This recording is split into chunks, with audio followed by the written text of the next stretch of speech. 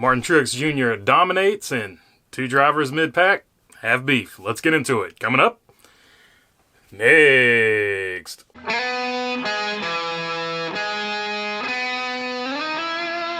What's going on, everybody? Hope you're doing good today. All right, Martin Truex Jr. gets it done at Sonoma. Once he took the lead, it was pretty much over with. Not only that, Toyota itself dominated this race. This is their second road course win of the season. Last year, they were basically atrocious at road courses, so they have corrected the mistake there. And like I said, Martin Truex Jr. gets his fourth win at Sonoma, one behind Jeff Gordon, I think, for the all-time win record at Sonoma. So good weekend for Martin Truex Jr. And like I said, good weekend for Toyota. Denny Hamlin early on in this race was leading, and it looked like he was going to have the car to beat. But once he sort of got back in traffic, he got off cycle with that Zane Smith loose wheel caution. There was only, I think, 2 cautions in this race.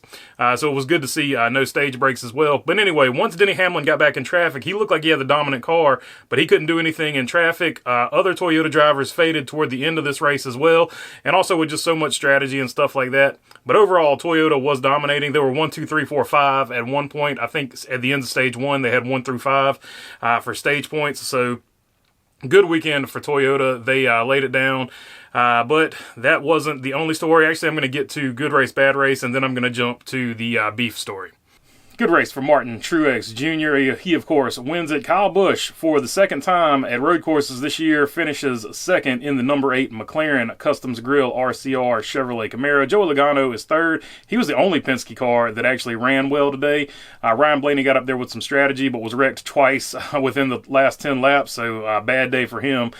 Chris Buescher comes in 4th. Good race for him. Chase Elliott 5th. He kind of needed to win this one. AJ Allmendinger sort of in the same boat there. 2 road course aces, and neither one of them could get it done here today. Didn't have the raw speed of the Toyotas. Michael McDowell, he put on a show. He was able to. AJ Allmendinger and Michael McDowell were 2 cars that were able to pass. There was some issues passing, but that's not surprising with this car. That's been a story all season. Track position was key. Kyle Larson finishes 8th. Christopher Bell is 9th, and 10th is Ross Chastain, Kevin Harvick, Ricky Stenhouse Jr., Ryan Preece, William Byron, and Alex Bowman round out your top 15.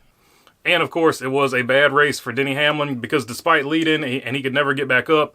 Anyways, toward the end of the race, he brought out the final caution when he clipped the inside wall, broke a toe link, and then crushed the other wall, bringing out the final caution, destroying his car. The damaged vehicle policy clock ran out. He could never get the car back on the track. So he ends up finishing actually dead last with a car that was probably top 5, or at least it looked like one of the better cars early on. It was also a bad race for the aforementioned Ryan Blaney. He got wrecked at least twice in the last 10 laps, I want to say, and he ends up bringing the car home 31st. A bad race for him, and it was a really bad race for Penske other than Joey Logano. Like the Penske cars, Austin Cindric, an absolute road course ace. He's a ringer. He was never in this thing, and Penske, just for whatever reason, Penske was off in this one.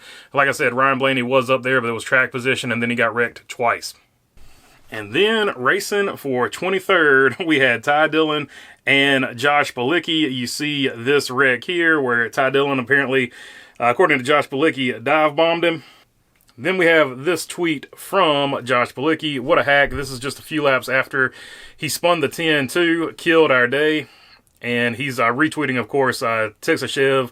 No replay from Fox. Ty Dillon dive bombs once again, this time taking out Josh Bilicki. And then Josh Bilicki interacting with fans. This is either a altered or out of context Ty Dillon retweet where he says, just got done running a bulldozer for the first time. It was actually a lot of fun, where Josh Bilicki hits the triple emoji laugh. So there you have it, even mid-pack. It was, I guess, just an irritating, frustrating day. And then at the end of the race, Josh Bilicki and Ty Dillon apparently have some words they want to speak to each other. Josh Bilicki even retweeted later. He said, there, I fixed it. And he put the exact same footage I showed you there of the spin to Wrecking Ball by Miley Cyrus. So that might be something interesting to watch mid-pack going forward. Will Josh Bilicki and Ty Dillon be going at it back there in the pack? Do we have a Ross Chastain Denny Hamlin situation, except more toward the back of the pack instead of front of the pack? So I guess we can go over the points and we'll end this one here. With that win, Martin Truex Jr. becomes your points leader. William Byron is second. Ryan Blaney, Ross Chastain, Kevin Harvick, Kyle Busch, Christopher Bell, Denny Hamlin, Joey Logano, Kyle Larson round out your top 10. Christopher Busher, Brad Keselowski, Tyler Reddick, Ricky Stenhouse Jr., Bubba Wallace, and Alex Bowman is your last man in on points right now. Daniel Suarez, Ty Gibbs, Michael McDowell, and AJ Allmendinger are your first 5 looking out. And that's all I got for you on this one. If you made it this far, feel free to subscribe down below. All your subscriptions mean a lot to this channel. And if you're already subscribed, you know I appreciate you as well. If you got a question, comment, or anything like that, leave it down in the comment section. I'll try to get to as many of them as I can. If you like the hat or any of the t-shirts, visit the merch store. The link is in the description. And other than that, thanks for your time. Peace.